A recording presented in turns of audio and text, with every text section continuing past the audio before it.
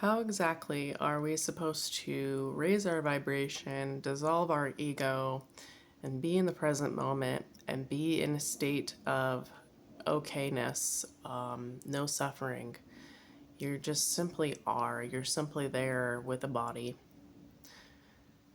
You have thoughts that arise occasionally, but you're still in this moment. How do we find that space?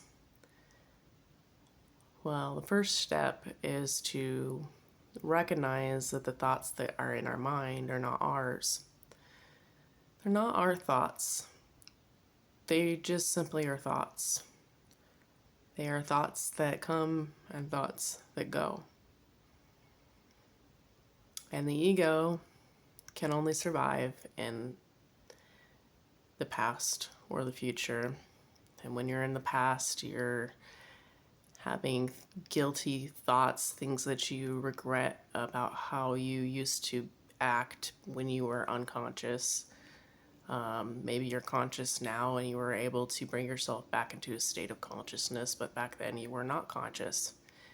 You were in a state of unconsciousness, and so you did things that you regret. And then now those thoughts continue to arise and cause you suffering because you let your mind control you and you're unable to remain in the present moment because the ego can't live in the present moment. Or you're thinking about the future and things that you want to achieve in the future. A new career, maybe a step up in your same company. You want to attract a relationship into your life. And all of those things are great.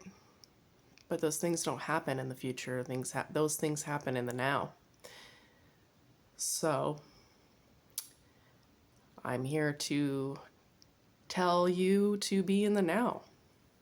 To stop worrying about what you did in the past because it's already done. There's nothing you can do about it. How people perceive you because of your unconsciousness is in the past. There's nothing that you can do about it. If you've had relationships in your life that are starting to crumble because of things that you did in the past, or maybe their unconsciousness and your unconsciousness combined, there's nothing you can do about that. That's in the past. You're creating your own suffering by continuing to worry about those things, even though there's nothing you can do about them. The only thing that you can do is learn how to be in the now, because that's where your peace is going to be, is in the now. And the things that you want in the future are never going to happen unless you're in the now. So you might as well be in the now. Now you're going to say, oh, Megan, that's so hard. I don't know how to do that. Well, start with this moment. And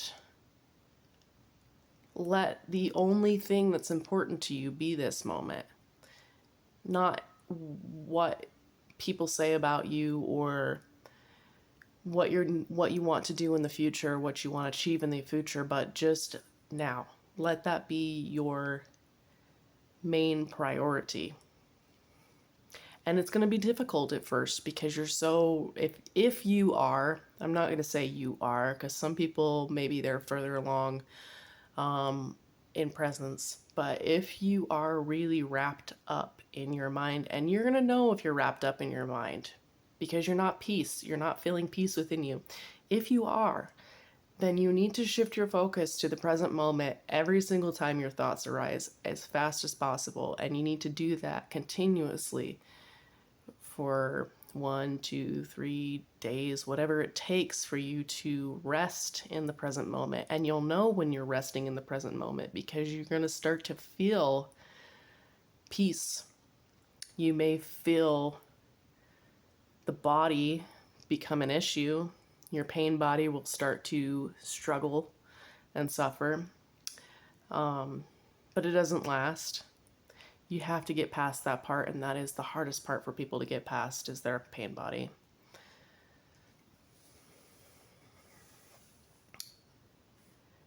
But our mind, once we start to recognize and become awakened to our ego and how we're not our mind, and really being able to deepen our awareness through the sense of I am, there is no going back. You're on this journey.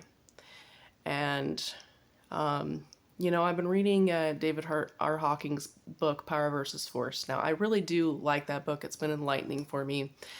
Basically, if you haven't read this book, it talks about how when we can find the power within us, we can manifest things and align ourselves to the things that we want or desire without having to force. Force is another vibration, and it creates a lot of resistance and doesn't create the things in our life that we want. And if you've ever read any of his material, he talks a lot about the scale of consciousness. Now, the scale of consciousness is if you're in a lower vibrational state, like guilt, shame, those vibrations, they rank at like a certain vibe. And then if you're at a higher level, joy, peace, and enlightenment, then you're at a more positive and enlightened state. Now, I like the scale of consciousness. I like what he's trying to get at.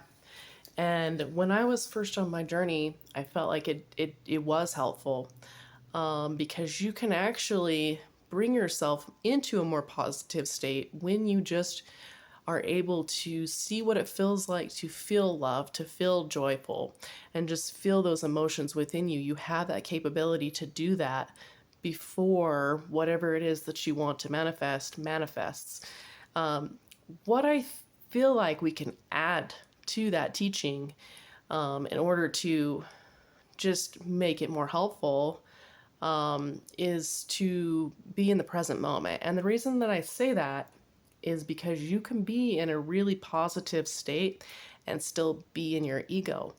And if you're still in your ego, then your ego is going to drag you down back into a negative state sooner or later. So as much as I like the scale of consciousness, I don't think that, I think that it's a stepping stool, and we need to learn how to be in the present moment with trying to feel more positive emotions, because just to feel the positive emotions is not enough. And what are you supposed to do when something happens in your life? What are you supposed to do when your car breaks down and that's frustrating? What are you supposed to do if you go through a divorce? What are you supposed to do when your relationships aren't great? So what are you supposed to do when the negative things happen in your life? That's where it's like, yeah, you can try to be positive all you want, but like, are you going to learn how to accept the negative in your life? That's the real question. And what do you do when the negatives happen? So in Eckhart's teaching, and the reason why I like his teaching more than anybody's, is he teaches that when the negative happens is to learn how to observe the emotion that you feel within you when that negativity arises, when you want to react. And when something drastic happens, don't react. Just recognize that emotion within you instead, and recognize how that emotion within you is not you. Because if you don't, you're going to blow up.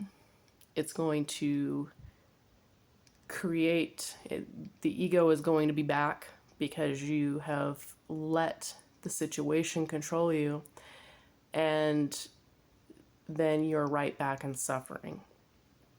Now, if you do recognize, even minutes or 20 minutes after your unconsciousness arises, you recognize, oh, I was unconscious just then, that is enough to bring you right back into consciousness.